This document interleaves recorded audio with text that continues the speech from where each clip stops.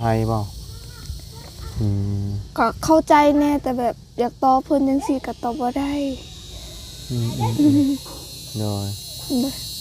แต่ว่าเพิ่นสิฝากเงินมามื้อใดบัดนี้ยังบ่ฮู้เขาบอกว่าธนาคารเป็นแนวใดข้อยก็บ่ฮู้คือกันบ่ค่อยเข้าใจแน่เออมันเป็นแบบเราบอกว่าทางผู้ใหญ่ใจดีเขาบอกว่าแบบเอียงว่าเขาเอิ้นว่าแบบบ่ได้ใช้งานดนบ่แบบเขาบ่ได้ข่อยก็บ่เข้าใจแน่จักเขาเอิ้นว่าแนวใดแบบส่งแบบอยากโอนเงินจังซี่นะทางระบบแบบธนาคารบ่หรือว่าแนวใดข่อยก็บ่เข้าใจแน่เพิ่นว่ามันเป็นแนวใดบ่เข้าใจมันโอนบ่ได้ยังโอนบ่ได้ แต่ก็เพิ่นบอกว่าท้าก่อน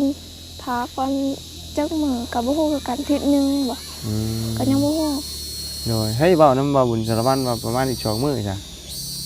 บ่ฮู้คือกัน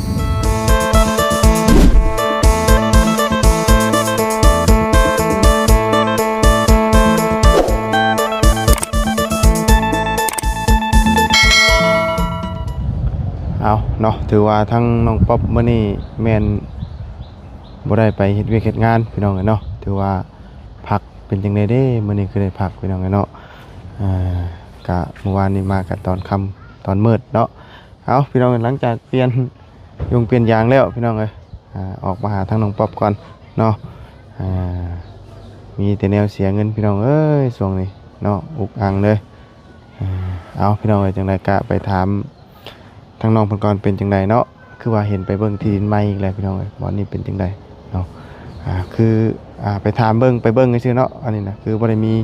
อีหยังเลยยังบ่ทันได้มีหยังมาเลยเนาะแค่ไปเบิ่งยังบ่มีเงินอีหยังมาจักกีบว่ะเนาะเอาก่อนอื่นสบายดีเด้อเนาะสบายดีและสวัสดีพ่อพี่น้องกันเบิดสุขุทุกคนเนาะพบกันมื้อนี้ฮ้อนๆแน่พี่น้องเอ้ยมงน้อยก็ออกซ้อนอีกพี่น้องเอ้ยเนาะถือว่าเริ่มออกช้อนเนาะตัวกินสุกแล้วไปซาพี่น้องจังไดก็ไปหาทั้งน้องป๊อบมาก่อนเนาะวันนี้หยุดการหยุดงานเนาะเป็นจังไดโอ้ทางลำมันนี่เฮ็ดไปปลูกบ่หรือว่าจังไดเนาะโอ้ฮ้อนแดดฮ้อนนายอีดีเนาะเป็นจังไดมื้อนี้อยู่เฮือนอยู่ชานอยู่กับไผมื้อนี้เนาะสบายดีเนาะอยู่กับไผมื้อนี้อยู่น้ำแม่เมื่อกี้นี่ฮะกระทั่งเบาจันเพิ่นมันไงเนาะโดยเลยไปเอาให้แม่กินนำเบาทางเบาจันเพิ่นเอาน้ำปั่นมาสู่กินว่าเด้ออ๋อแม่จะบ่นั่นน่ะบ่แม่นอยู่เพื่อนตัวนั้นเรากินน้ำปั่นอยู่พี่พุ่นแล้วไปให้ไปชวนบ่หรือไปเล่นไปเล่นมาแต่สวนแล้วจะมาแล้วมาแต่ดนแล้วว่าสิจักสิเพิ่นสิพามาไปอีหรือบ่ไปแต่เช้าพุ่นติโดยสิไปมาอีกเนาะไปเสียหญ้าบ่โดยเสียหญ้าแต่ว่าหานั่นหากกมันบ่เขาเอิ้นว่าแนวใดต้นมันนำแต่ว่ายังบ่มีหลายมาเช้านี้ได้แต่น้อยเดียวมันตายบ่จังว่าเฮาจังหาได้หาอีกก็บ่ฮู้คือกันแบบเฮาเห็นแบบบางอันก็ตายบางอันเฮาดึงออกจังซี่หัวมันก็ยังออกแน่ก็เลยหาตัดลำมันมาใส่เพิ่มเนาะโดยหานางพุ่นละโฮมพุ่นละพี่น้องบัดนี้เนาะนั่งโฮมนั่งนี่ก่อนเนาะแปลนแน่แถวนี้ค่อยกวดไปแล้วก็ได้ไปจะอยู่ทางนี้มีไผบ่เด้อนี่มีบ่โดยถือว่าหยุดมื้อแล้วมื้อนี้เนาะโดยมื้ออื่นได้ไปบ่ไปมื้อได้ไปเด้อตอนมื้อนี้พักเลยเด้อ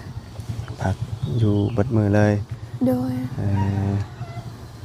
เป็นแต่เช้านี่คือว่าไปเบิ่งดินไปเบิ่งอยู่ไสล่ะเบิ่งอยู่วันพุธเป็นดินไผบัดนี้เป็นดินของพอเฒ่าอีผู้นึงอยู่เฮือนหลังผู้นี้แต่เดี๋ยวนี้เราไปยามเป็นรปภแล้วอยู่ชายแดนกว้างบ่อยู่หั่นน่ะ กว้างแหง กว้างกว่าอันนี้อีกบ่ โดยกว้างกว่านี้อีก2 3 4เท่าประมาณนั้นเลย แต่มันนี่อันเรื่องราคาเนี่ยเฮาฮู้บ่ ยังบ่ฮู้แต่ต้องถามเพิ่นก่อนแบบก็คือสิบ่ได้แพงดอก เพราะว่าเขาเห็นเขาขายให้คนอยู่บ้านนี่แตะกี้นะเพราะว่าเรามีดินหลายบ่ได้แพงประมาณ6-7 ล้านบ่สูงนั่นน่ะแต่เดี๋ยวนี้แบบถามเพิ่นก่อนแล้วเพิ่นสิให้เท่าใดประมาณนั้น แต่ว่าอันนี้คือเราอยากขายบ่อันเฮาไปเบิ่งนี่ เพิ่นบอกว่าเพิ่นถามลูกเขาก่อน อ๋อ แต่ก็ยังบ่ฮู้ตอนแรงแบบจะให้นาบ่าวโทรมาอีก อ๋อ ว่าทางลูกเพิ่นเว้าแนวใด เนาะอันนี้คือไปเบิ่งไว้ซื่อๆถ้าว่ามีเงินมีหยังมาทั้งนั้นอยากขายนี่ โดย เฮาขอเลือกตัวนั้นติ โดยเลือกตัวนั้น เพราะว่าตัวนี้มัน มันแค บ่ บแน่นอนนึง แค กั บบ แบบมันมีต้นหมอกต้นไม้เนี่ย อืม แบบอยากตัดกะเสียดายเนี่ยเพราะว่ามันใหญ่ใหญ่หมดแล้ว เป็นของปลูกเนาะ โดย เพราะมันก็แคบคือว่าเลยเนาะ โดย เพราะว่ามันก็บ่มีหยังเนาะมาหันมานี่แล้ววะ โดย แต่ตัวนั้นน่ะมันกว้างกว่านี้เนาะ โดยกว้างกว่านี้เพราะว่ามันเป็นสวนเลย เป็นสวนเลย ตะกี้มันเป็นสวน สวนหยัง ส่วนต้นไม้และไม้ยังคอยกับบ่ฮู้คือกันเขาตัดขายเบิดแล้ว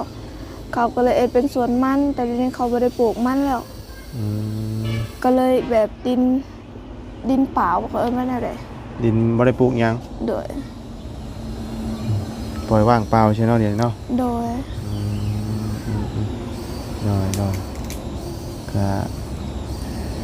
ฟังเบิ่งเนาะ โดย ว่าสิจังไดเพราะว่าตอนนี้นั้นยังบ่ทันได้มีเงินจักกีบเลยติไผกะฮะ โดย นี่จะมาเบิ่งไว้ซื่อ โดย ๆเป็นได้จะผู้อันเพิ่นอันนั้นเพิ่นติดต่อมาหาเจ้าบ่ โดย ได้โทรคุยกับเจ้าบ่ บ่มีแต่เซตเสียงเอา เสียเสียง โดย เพิ่นว่าได้บัด เพิ่นบอกว่า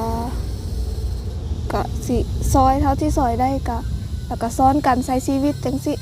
อืม ค่อยก็บ่ค่อยฮู้แบบหลายปานใดแน่เพราะว่า เป็นภาษาไทยเบิดเป็นภาษากลางบ่ อืม เขาเอิ้นว่าแนวใดค่อยก็บ่ เพิ่น รู้ เว้าไทยบ่อืม ก็เข้าใจแน่แต่แบบอยากตอบเพิ่นจังซี่ก็ตอบบ่ได้ โดยแต่ว่าเพิ่นสิฝากเงินมามื้อใดบัดนี้ ยังบ่ฮู้เลยเขาบอกว่า ธนาคารเป็นแนวใดค่อยก็บ่ฮู้คือกันบ่ค่อยเข้าใจแน่ เออ มันเป็นแบบเราบอกว่าทางผู้ใหญ่ใจดีเขาบอกว่า แบบเอียงว่าเขาเอิ้นว่า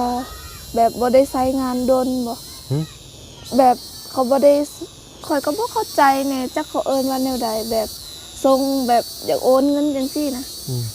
ทางระบบแบบธนาคารบ่หรือว่าแนวใดข่อยก็บ่เข้าใจแน่ เพิ่นว่ามันเป็นแนวใด บ่เข้าใจ มันโอนบ่ได้ ยังโอนบ่ได้ แต่กะเพิ่นบอกว่าท้าก่อน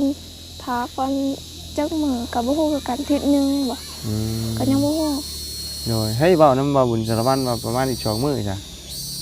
บ่ฮู้คือกันนะ อืม แบบบางเทื่อข่อยก็อาจสิบ่เข้าใจเด้ นั่นแหละก็คือ โดย อย่าอันว่าอันรอความหวังหลายเนาะ โดย เฮาบ่ต้องตั้งความหวังไว้หลาย โดย เนาะบางเทื่อเพิ่นอาจจะป่วนคือ FC มาก็มีเนาะ โดย FC เพิ่นก็แนะนำมาหลายอยู่ได้ โดย บางเทื่อเฮ็ดป่วนซื่อๆก็มีพี่น้องเนาะเฮาก็บ่มั่นใจคือกัน โดย เพราะว่าการเฮ็ดแบบนี้มันก็บ่แม่นว่า คือที่ผ่านมามันบ่ได้เป็นอย่างนี้อะนะเนาะ โดย เพิ่นบ่ได้จู้จี้จุกจิกปานนี้ โดย เนาะ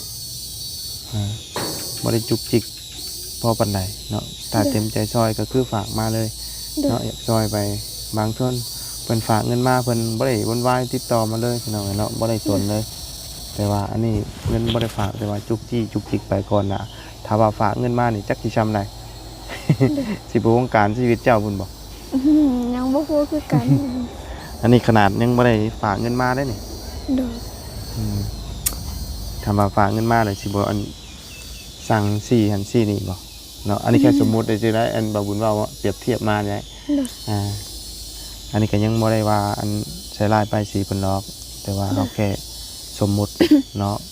โดย เพราะว่าที่ผ่านมาเฮาก็บ่เคยพ้อแบบนี้ โดย แต่นี่จักอีหยัง โดย เว้าเนี่ยในทางที่ว่าอันนั่นน่ะแนวนี้ไปเรื่อยๆนะ โดย แต่ก็บ่ต้องรอความหวังเนาะบ่ต้องรอความหวังว่าเพิ่นสิฝากเงินมา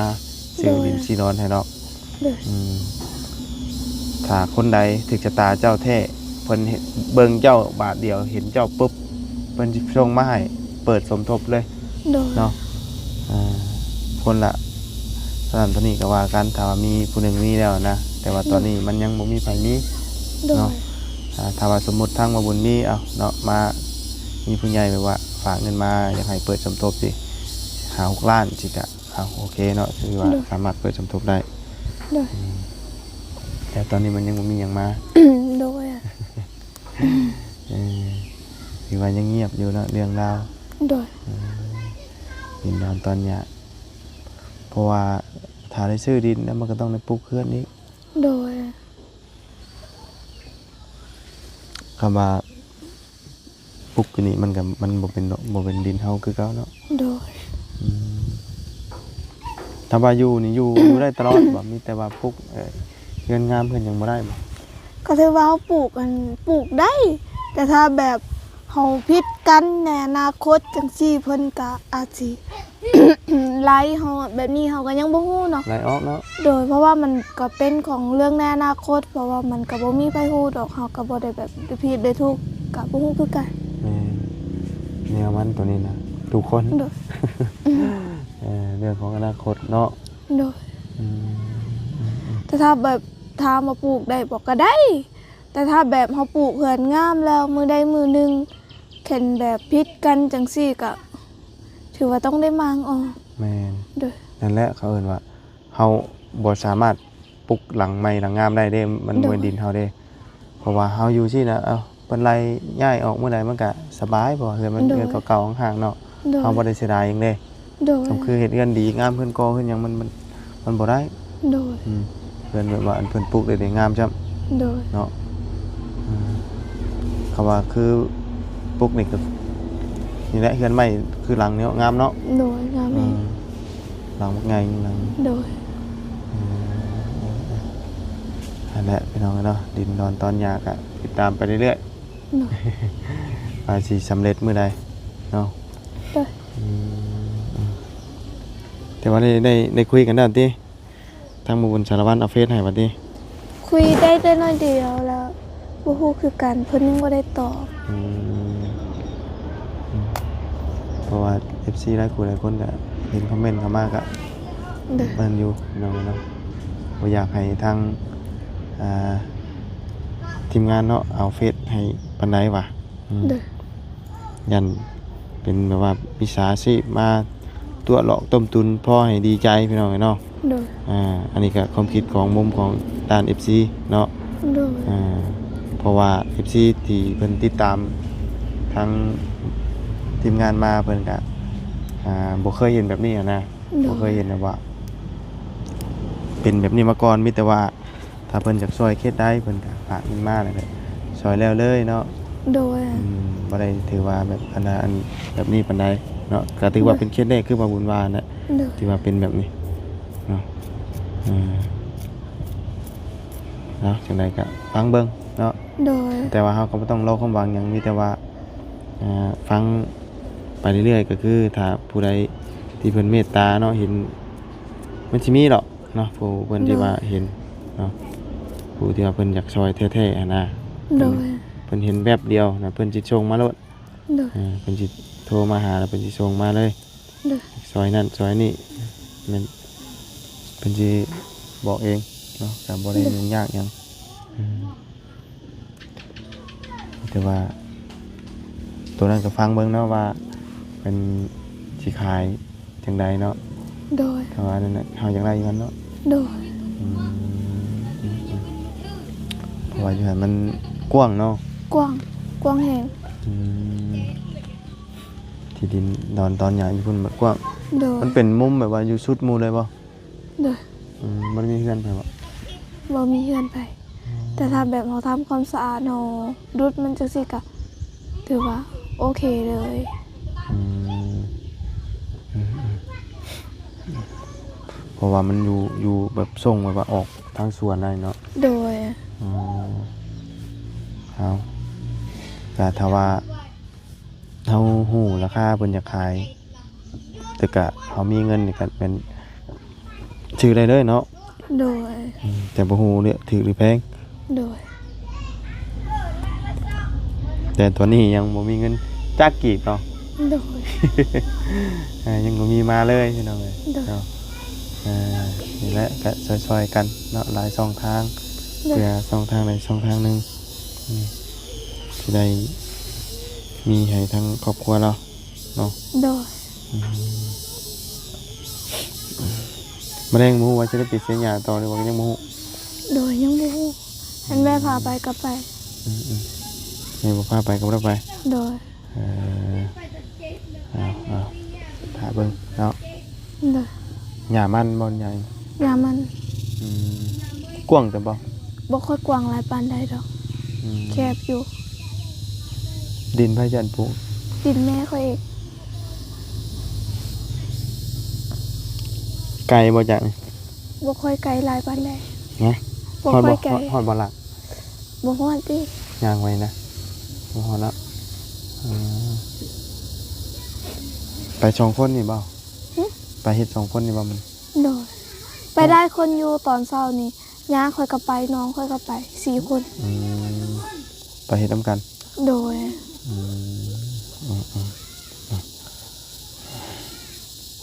แต่ว่าตอนนี้เนี่ยเงียบเบิดแหละเนาะไปเล่นเบิดบ่ โดยไปกินหมดแล้ว มาก็บ่ได้ค่อยพ้อไปเลยเนาะ โดย ว่าน้องเราสิมาแบบแจ้วนี่ก็บ่ค่อยเห็นแล้วน้องผู้อันผู้ชายที่ว่าติดเจ้านี่ ไปเล่น ใหญ่ผู้นี้เนาะ เด้อ ว่า18 19เนาะเอ้ยวันเจ้าเช้าเนาะ 17 18ประมาณนั้นแหละซ้ำค่อยคือกันเพราะว่าแบบเป็นคนบ่ค่อยสูงหลายปานใด บ่สูงบ่ โดย แต่ว่าเราก็ไปรับจ้างอยู่ว่าผู้นี้ไปเฮ็ดเวียกรับจ้างครับหยังอยู่บ่ มื้อนี้ ไปรับจ้างเฮ็ดเวียกนะ มื้อนี้บ่ เพราะปกติอะนะ ไป เฮ็ดเกี่ยวกับหยังเรา เพิ่นนะ อ่ะ ก่อสร้าง ก็ทราบ โดยอาชีพหยังก็ได้เพียงแต่เฮ็ดได้แบบเพิ่นจ้างไปก็ไป ผู้น้อง แล้วแต่ ผู้ชายนะ โดย ก็ที่ว่าไปเฮ็ดพอได้กลุ่มปากกลุ่มท้องตัวเองแล้วเนาะ โดย ตัวามันผู้ชายในเด้มันเป็นวัยรุ่นเนี่ยเนาะ โดย ชวนหลายพอกถือว่ากลุ่มปากกลุ่มท้องตัวเองถือว่าดีแล้วผู้ชาย โดย วัยรุ่นเนาะแดดมื้อนี้พี่น้องบ่มีฝนเนาะมื้อนี้เนาะ โดย ฝนบ่ตกเนาะมื้อนี้อันดินอันนี้นี่แม่นบ่เลยบ่อันนี้เจ้าเดียวบ่เลยเนาะ โดยเจ้าเดียวเบิด คำว่าสมมติว่าคือชื่ออยู่นี่จะคิดเป็นไปเทกไปมุมได้นี่นะจากนี่บ่ โดย จากฮอดพี่บ่อยู่วันเลย โดย แต่ว่าดินอยู่อยากขายอยู่บ้านนี่ก็หลายอยู่ติ ฮะ หลายเจ้าอยู่บ่ ลายอยู่ แต่ว่าดินแถวตรงค่อยอยู่นี่จะเป็นดินแบบของแม่เฒ่าเบิดแต่ถ้าดินอยู่นอกมันเป็นสวนเพิ่นก็ถือว่าบ่แม่น อันนี้โชนอันนี้อยู่นี่มันของไม่เท่าเลย โดยตะกี้มันเป็นสวนแบบสวนแบบเป็นไร่เพิ่นไร่หญ้าบ่ไร่แบบเฮ็ดข้าวจังซี่ อันนี้คือแบบว่าพี่น้องจุ่มเจี้ยเดียวกันบ่เลยอยู่นี่ โดย แต่ว่าเราบ่ได้ปั่นใช่บ่เราปั่นได้บ่ดินนี่นะเราปั่นให้ลูกให้หลานนะ ปัน แล้วบ่ ก็ยังแบบคันลูกหลานแบบอยากอยู่บ่อนใดก็ให้อยู่เพียงแต่บ่มีเฮือนคนเพิ่นก็ให้ปลูกอยู่ก็ถ้าเป็นเฮือนคนอยู่แล้วจังซี่ก็ถือว่าเพิ่นก็บ่ได้ไล่ดอกเพราะว่าเพิ่นมีที่ดินหลาย โดย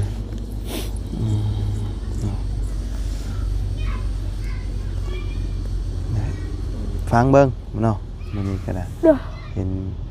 ทีมงานเอาไปเบิ่งแล้วพี่น้องเอ้ยเนาะเพราะว่าน้องป๊อปเพิ่นหยุดมื้อนี้หยุดเต็มมื้อเลยมื้อนี้เนาะ โดย เต็มระบบเลย โดย ถือว่าบ่ได้ไปใช้ได้มื้อนี้ โดย หมดมื้อเลยนะ แต่ว่าตอนแรกเขาว่าได้ไปก็ไปอันละอิหยังสวนมันเนาะ โดยบางเทื่อก็ไปบางเทื่อก็บ่ได้ไป อืม อาจสิบ่ได้ไปบ่จักบ่ทันเห็นแม่สวนเถื่อ บ่แน่ใจเนาะ โดย คำเสียประมาณจักมื้อแล้วใช่ ก็คู่มือแม่คอยก็ไปคู่มือ แม่เจ้าน่ะไปเชียร์คู่มือบ่ โดยบางเทื่อก็ไปเอาแหงหมู่นำ อ๋อ บ่ได้ไปเอาแหงหมู่ก็ไปเสียยามันตัวเองเห็นบ่ได้ไปเสียยาก็ไปหาน้ำหมอกน้ำไม้กินจังซี่ บางมื้อเนาะ โดย มันวันศุกร์มื้อวันเสาร์ได้เฮ็ดแต่มื้ออื่นกับมื้อนี้แหละเนาะ โดย เพราะว่า วันอาทิตย์ก็หยุดแล้ วั วน อาทิตย์นี่ก็นอนเนาะ โดย หาเล่นได้ โดย นอนเนาะ โดย ไปหาอยู่หากินหาหน่อไม้หน่อมันนี่บ่ได้แล้ว โดย เนาะ โดย เพิ่นบ่ให้ไปมีแต่นอนอย่างเดียวพี่น้องเอ้ย เป็นมื้อนอนนะ โดยเป็นมื้อนอน วันพักราชการก็มาแม่น โดยก็ได้นอนแป๊บเดียว มีแต่รวมก่อนแล้วจึงนอน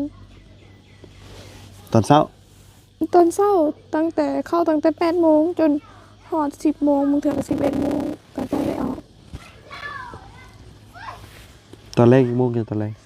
ตอนแรกหัน4 โมง5 โมงก็ออก อืมตอนแรก4 โมง5 โมงเนาะ โดย โอ้แดดส่องมาแล้ว ได้ยินข่าวอ่ะรถไฟตีนซอดบ่รถอายบ่ แม่น เด้อ มันบ่ได้ช็อตมันแตก มันแตกเลยบ่ อ่า ไอซ้อมรถอายแหละ เปลี่ยนเอายางอันนั้นใส่ซื้อ โดย ต้องได้ซื้อใหม่ โดย ทิ่มไว้หลังรถแล้วตอนนั้นก็ ไอไปน้ำไผกับเบาปุ้นนำบ่ บ่ก็เอารถอ้ายนะมา แต่ว่ากับทางเบาเสียงมานำมันบ่ เนาะเพราะว่าตีนมันแตกแล้วก็เปลี่ยนมื้อเช้านี่หา โด ก็ ย แล้วหาก็แล้วเปลี่ยน โดย มันแบบว่าจอดบ่ได้เลยมันแตกนั่นน่ะ โดย จอดบ่ได้เลย ดีที่บ่ได้เป็นหยังเนาะ มันแตกอันทางเขาซื้อมันบ่ได้แล่นไปใส่เด้ โดย เขาหักเขามันตกคุมมองอันนั้นซื่อ โดย ตกคุมน่ะมันมีเหล็กอันนี้เหล็กยาวๆนะ โดย ซ้ำไม่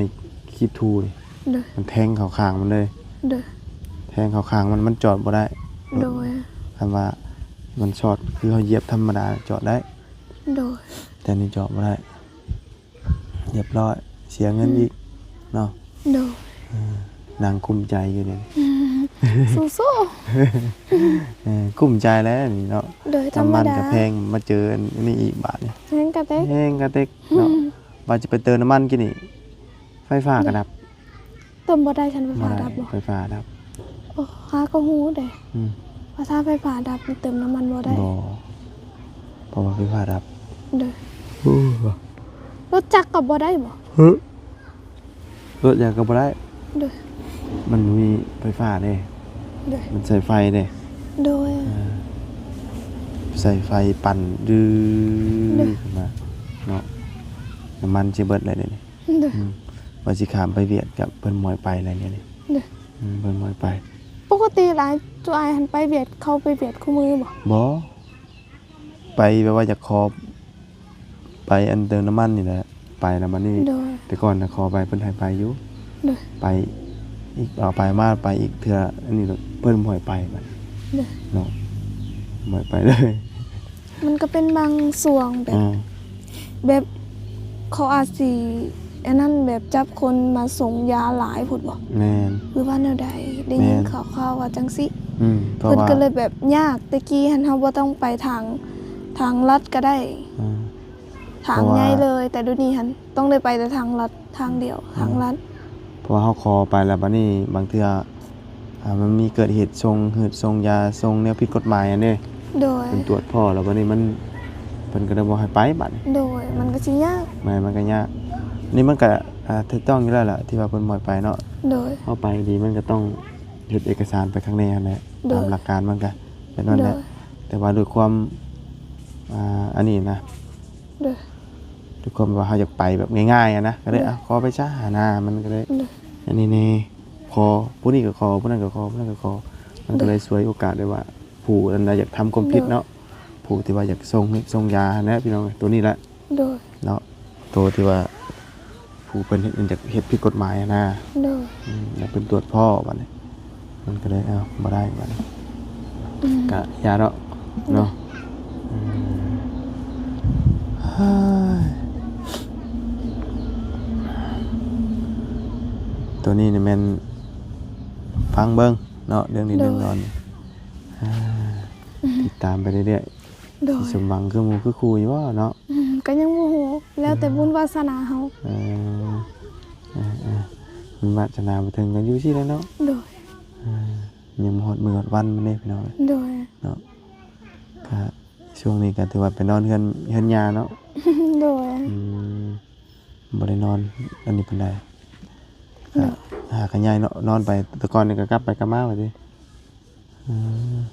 แต่ว่าเสื้อผ้าหน้าแพรนี่มันอยู่พี่เบิด โดย เนาะเก็บไว้นี่เบิดที่ว่าบ่ได้เอาเมื่ออยู่พุ่นตื่นมาแล้วก็มาพี่ โดย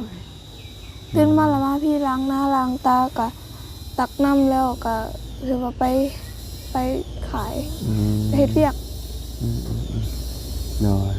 หนึ่งข้าวหนึ่งน้ำเนาะบางมื้อทันเนาะบางมื้อก็บ่ทันบ่หนึ่งข้าว บ่ค่อยได้นึ่งเขาเพราะว่าเขามีแต่แม่มีแต่ตักน้ำแม่สิเป็นคนนึ่งก่อนแล้วแม่ไปปลุกเฮาแล้วเฮามีแต่ตักน้ำแล้วก็คันบางมื้อเฮาตื่นสวยในนึงก็มีแต่ตักน้ำล้างถ้วยคันบางมื้อเฮาตื่นเช้านั่นก็คันบ่ได้ขี้ข้านก็กวาดอันนี้ เนาะ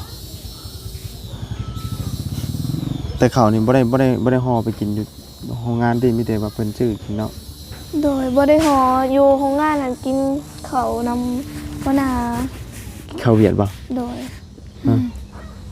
กินข้าวเวียดกินข้าวเจ้า เอ่อกินแต่ข้าวเวียดเนาะ โดย คือสิลืมอยู่เนาะกินข้าวเวียดเด้อ โดยกินได้ สำหรับเอาบุญนี่ห่วยบ่ปานใดแหล้ว โดย มันบ่จักแซ่บอะนะมันบ่คืออาหารบ้านเฮาเนาะ หลายคนเด้มาอยู่น้ำเอื้อยเขาแล้วกินเขาวน้ำเพิ่นบ่ได้ อืม บางคน แต่ค่อยกินได้เบิด เพราะว่าหันค่อยเคยทุกข์ อืม แบบตะกี้หันได้กินข้าวเจ้าก็ถือว่าบุญแล้ว ว่าได้แบบคู่มือนี่สิว่าแนวใดก็ใครแน่น้อยหนึงตะกี้ขนาดไปให้ไปส่วนจังซี่ก็มันยากเลยเฮามีข้าวเจ้าแบบเฮาถือข้าวเจ้าไปเห็นข้าวเหนียวมันพอสิง่ายแน่น้อยหนึงแต่นี่เฮาถือข้าวเจ้าไปมันสิยากแน่ แม่นข้าวเหนียวมันเฮาจ้ำจุจ้ำแจ่วมันก็สบายเนาะ เด้อเฮาก็เลยลืมก็เลยกินได้อยู่ได้ อืมอืมอืม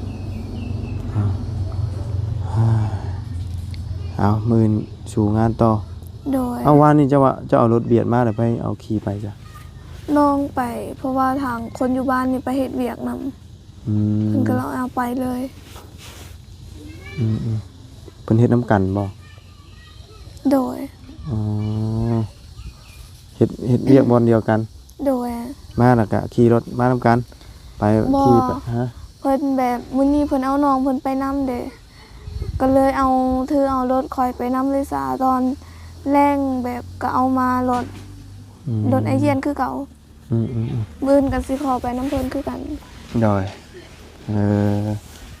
เดี๋ยวนี้เนาะ โดย ไปฉันเอามาบุญกันสิออกก่อนเดี๋ยวตอนแรกจังพอกันใหม่พี่น้อง โด เนาะ ย ช่วงนี้มันฮ้อนเนาะ โดย สับไปฮ้อนไว้ก็อย่างเดียว โดย เนาะก็ถือว่าหา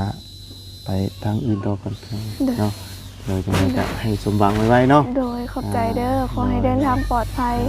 ขอให้โชคดี ขอให้ร่ำให้รวย ขอให้จับหยังเฮ็ดหยังก็ขอให้เป็นเงินเป็นทอง ขอให้สมความปรารถนาเด้อขอให้พระเจ้าอวยพร ถูกตอนนี้จับหยังก็มีแต่เสียเงินเดี๋ยวนี้ บ่ค่อยเป็นเงินปานใด โดย